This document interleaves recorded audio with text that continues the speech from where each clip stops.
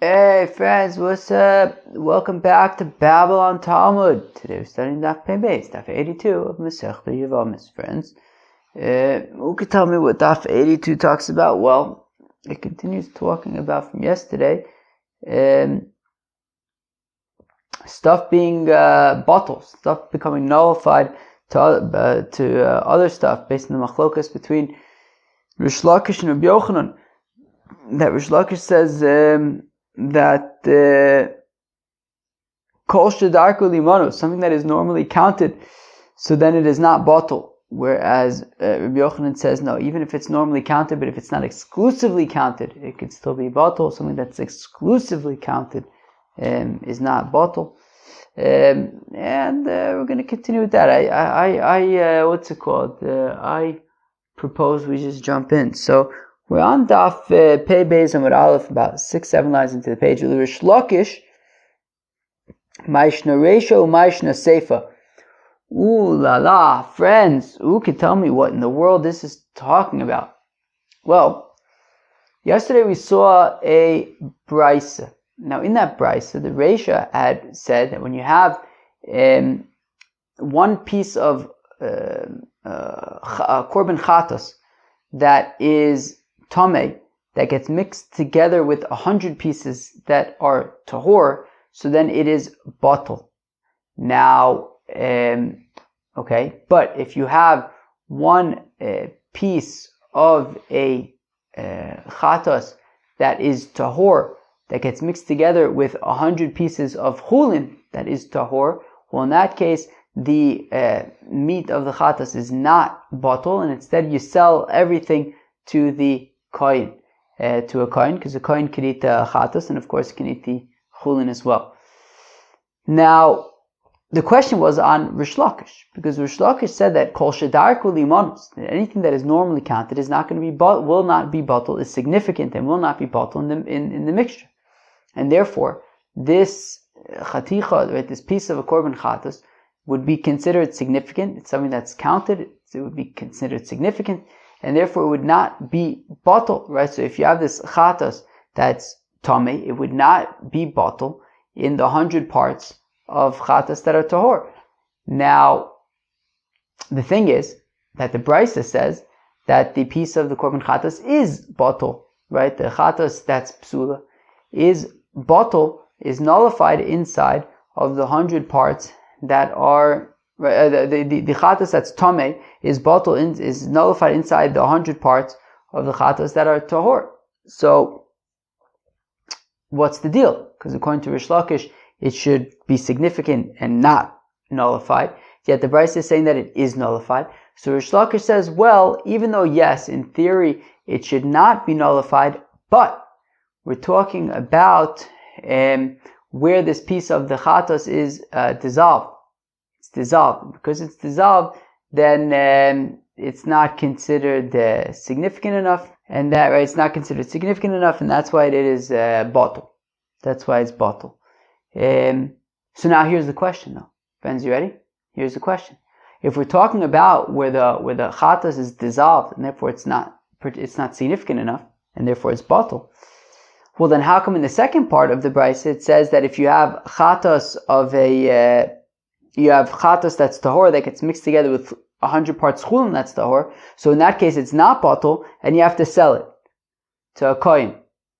But if we're talking about where it's dissolved and it's not particularly significant anymore, so why don't we say that it just becomes bottle, just like in the reisha, right? Meaning, if the reisha with the tamei piece of the chatos that gets mixed together with 100 pieces that are tahor, and we're saying that in general the chatos would not be bottle, but because it's dissolved, therefore it's not significant enough and it is bottle, well then it should also be insignificant in the second part of the brisa, when it comes to the chatos that's tahor that gets mixed together with the chulin that's tahor.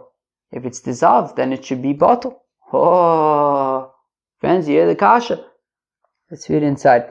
Rish Lakish, Maishna Reishu, Maishna Seifa. So according to Rish Lakish, who says that in the first part of the brisa, with the piece of the chatos that is tamei that gets mixed together with 100 parts that are tahor, and we're saying that while in general it would be bottle, however, because it's dissolved, it in general would not be batal. However, because it is dissolved, it is batal. Well, then we should say the same thing in the second part of the Mishnah, in the Brisa, which is when you have this piece of chatas that's tahor that gets mixed together with 100 pieces of chulin that's tahor. So we're saying that it's not batal, but it should be batal. It's not significant. It's dissolved. So Rav Shisha Beit Davidi. This is Rav Shisha Beit Davidi. Reisha betumas mashkin dirabonon, seifa diraise. Says Rav Shisha Beit Davidi. Well, actually, what kind of tumah are we talking about in the Reisha when we say that you have a piece of a chatos that is tomeh, that gets mixed together with a piece of with 100 pieces of chatas that are tahor? What kind of tumah are we talking about? We're talking about tumah derabonon, or tumahs mashkin derabonon. If you have liquids that midirabonon or mitame a vessel, because a vessel can only become tummy from an avatuma. Now, if you have mashkin that became tummy from an avatuma, so then they can no longer be mitame kalim anymore, right? And only midirabonon are they mitame kalim. So then, so now, and then that vessel touches the chata. So it's only tummy midirabonon, because it's only tummy midirabonon. That's why it could be bottle, right? Seifa d'orais. Whereas in the seifa, we're talking about chatas that's tahor, and we're saying you should sell it to the kohen because we don't want the non-kohen to eat it. So about tumas sheretz, but what about in the reisha if the chatas became possible because a dead sheretz fell on it? It became tumah because a dead sheretz fell on it. Well, in that case, it's tumah d'oraisa lo saile, then it would not be bottle. Alright, what do you want me to tell you? But then, fact the Gemara, Adatoni Seifa, Aval Chaticha Shel Chatas Torish, Nisaiva B'mei Chaticha Shel Chulin Toris. But 1 second. But if that's true, that there's a distinction between if it became Tamei Tumah D'Rabanan or Tumah D'Oraise, right? If it was like Tamei Tumas Mashkin D'Rabanan or Tumah Sheretz D'Oraise, well, then in the Seifa, when the Brisa continues and says, oh, and by the way, there's this other case when you have one piece of chatas tahor that gets mixed together with 100 pieces of chulin tahor, and we say in that case it's not batal. So we are now making a distinction between the chatas tameh versus the chatas tahor, as right between that and the chatas tahor and chulin tahor.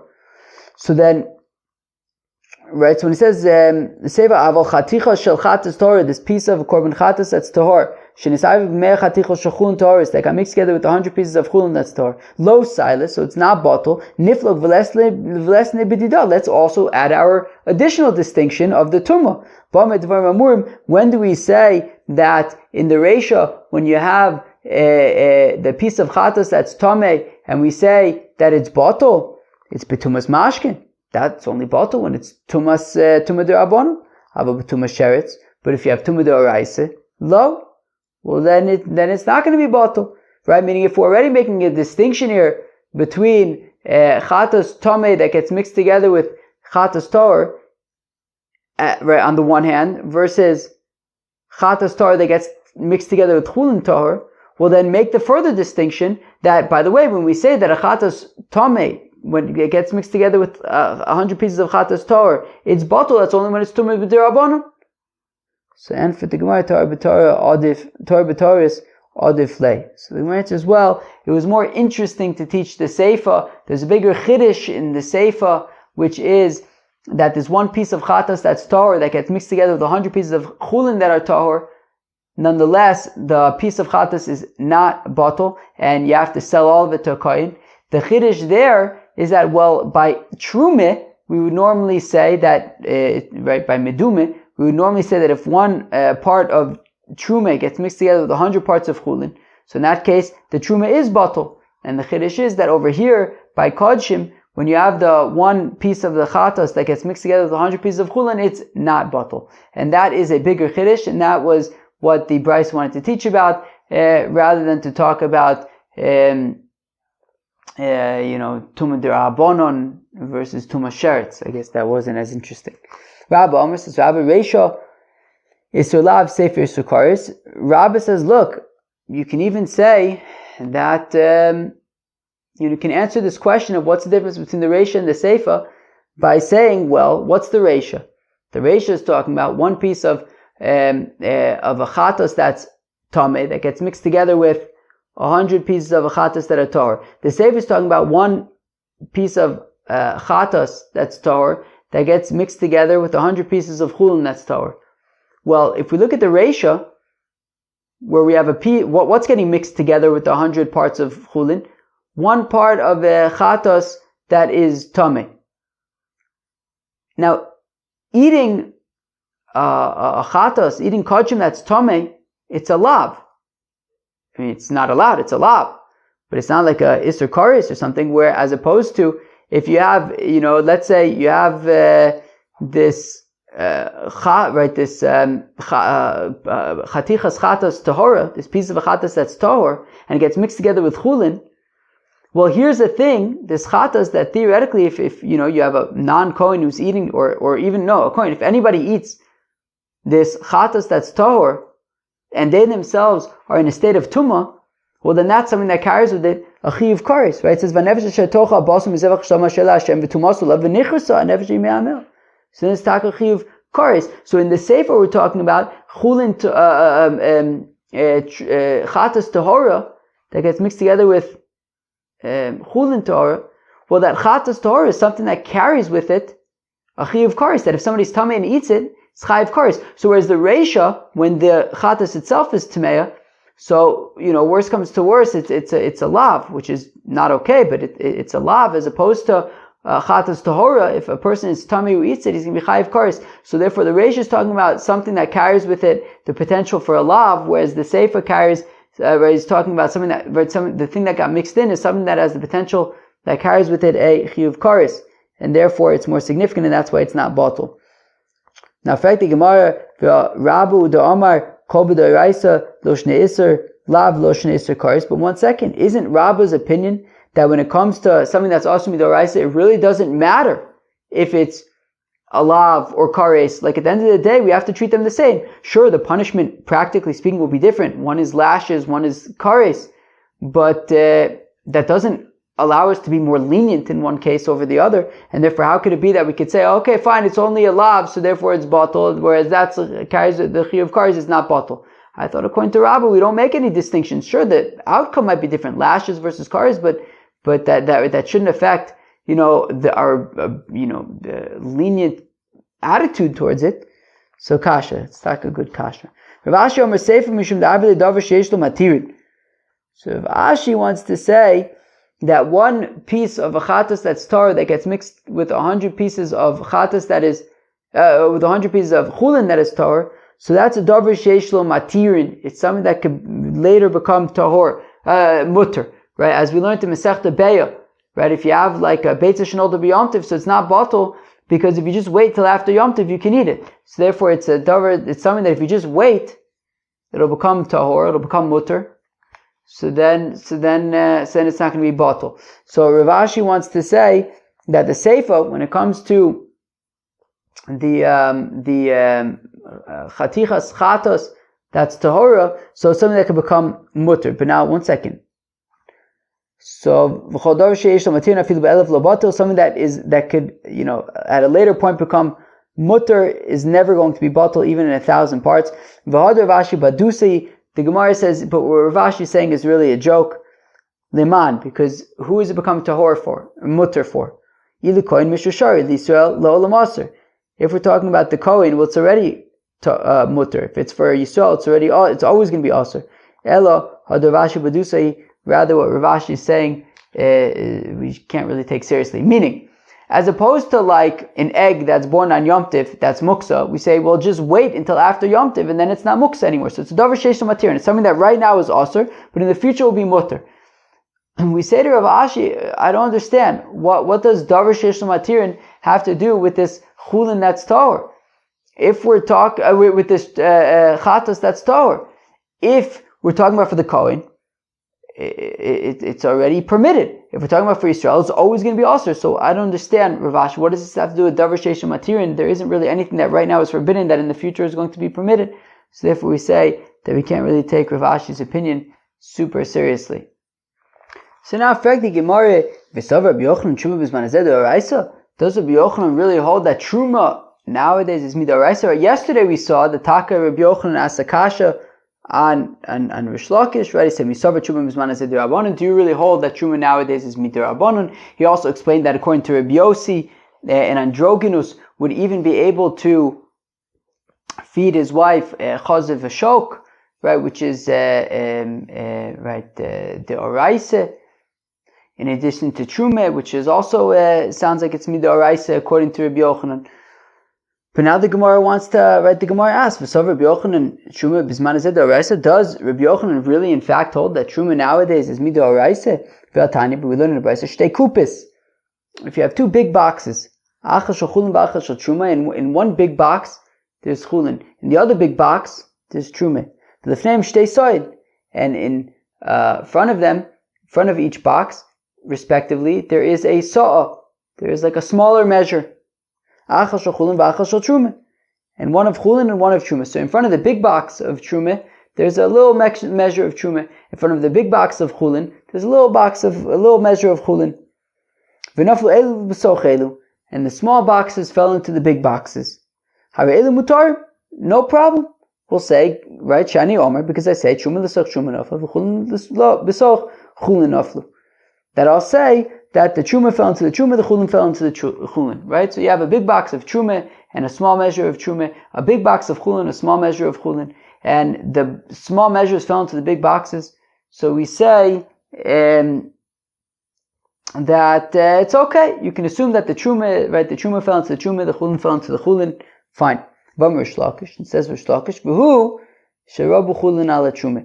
When we say that you can eat the chulin, that I guess even a non-kohen can eat the chulin, that's as long as there's more chulin than there is truma, so that the truma will be bottled to the chulin. Rabbi Yochanan Amar, whereas Rabbi Yochanan says afal pi shelo rabu chulin ala truma, and Rabbi Yochanan says no, even if there is not more chulin than truma, even if it's only like 50-50.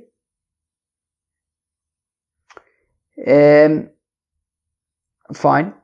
So Bishlam the Rish Lakish Ksav b'Darbanan Nami Rabuyu Diba'inun. So I understand Rish Lakish's opinion, right? The Rish Lakish says that Truma nowadays is Midrabanan, but even by Darabanan, you still need more Chulin than Truma in order to be Mavatlet. And therefore, so I understand, right? According to Rish Lakish, even though Truma B'zman Hazeh is Midrabanan, but still, if I don't know what fell into what, if the Truma fell into the Truma, maybe the Truma fell into the Chulin, so you need more chulin than truma in order for it to make sure that it's bottled. I don't understand Rabbi Yochanan's opinion. If Rabbi Yochanan's opinion is that truma b'zman hazeh is midoraisa, so how could it possibly be that we're taking chances over here? That maybe the truma fell into the chulin, and Rabbi Yochanan is saying even if there isn't more chulin than truma, but if it's truma midoraisa, how could he just be so lenient? So answer the Gemara, Hamani Rabbanani, that Rabbi Yochanan will say, look, this brisa, that it's saying that we can assume that the chulin fell into the chulin and the truma fell into the truma, that's the opinion of the rabbis who say that truma b'zman hazeh is midrabanan.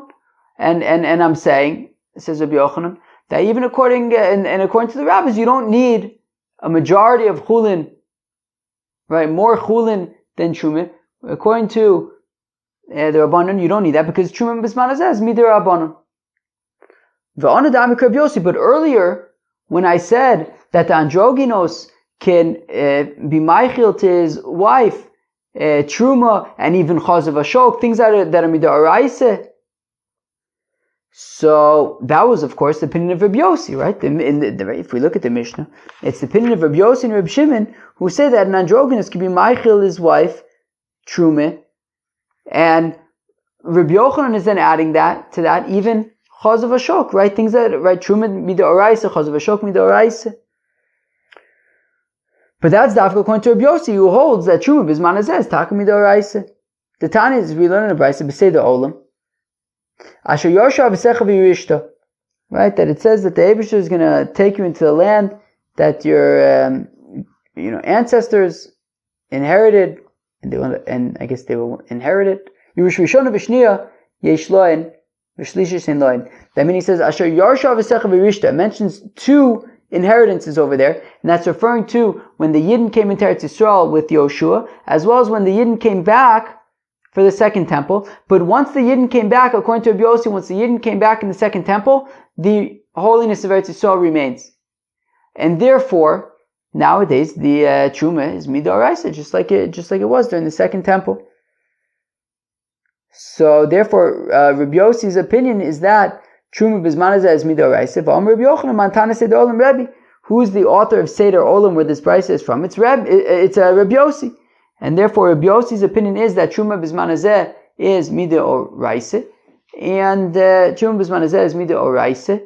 And therefore, says Rabbi Yochanan, I was responding that according to Rabbi Yossi, who says that an androgynous can be Maichil, his wife Truma, and that's even Bizman Hazeh, when Truma is Midoraisa, so then Rabbi Yochanan added on, and also even, Chazav Ashok, even the breast and the thigh, she would be able to eat. But says Rabbi Yochanan, I personally, though, don't necessarily hold like Rabbi Yossi. I hold like the rabbis, and the rabbis say that Truma is Bizman Hazeh Midorabanan, and that's also why you don't need a majority of chulin over truma, right? If you have the truma measure that falls into the big box of chulin, so says Rabbi Yochanan that it wouldn't even need to be a majority because truma bizman hazeh, according to the rabbis who are the author of that brisa, is only midrabanan anyways. But now, does Rabbi Yochanan really hold that by dirabanans, like he was explaining according to the rabbis a few minutes ago, by the truma that fell into the saw that fell into the kupa?